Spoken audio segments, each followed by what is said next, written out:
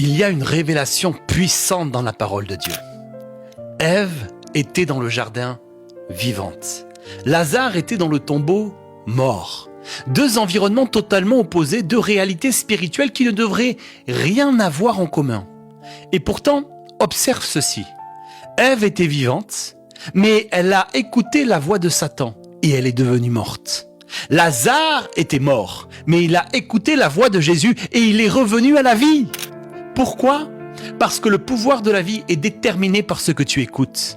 Dieu a créé le monde par sa parole, Jésus a ressuscité Lazare par sa parole et la Bible nous dit la foi vient de ce qu'on entend.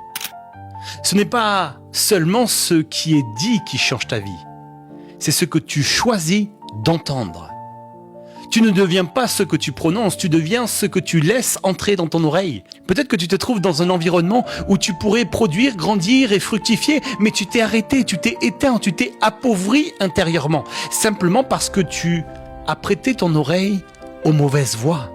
Des voix qui tuent ton identité, des voix qui nourrissent ta peur, des voix qui étouffent ta foi, des voix qui sèchent ton appel. Écoute-moi bien, certaines personnes parleront à ton esprit, d'autres parleront à tes oreilles, mais toi, tu dois choisir qui parlera à ton âme. Dans un monde où tout le monde parle, où chacun veut déposer son opinion dans ton cœur, souviens-toi, le sage n'est pas celui qui parle. Le sage, c'est celui qui écoute et qui choisit qui il écoute.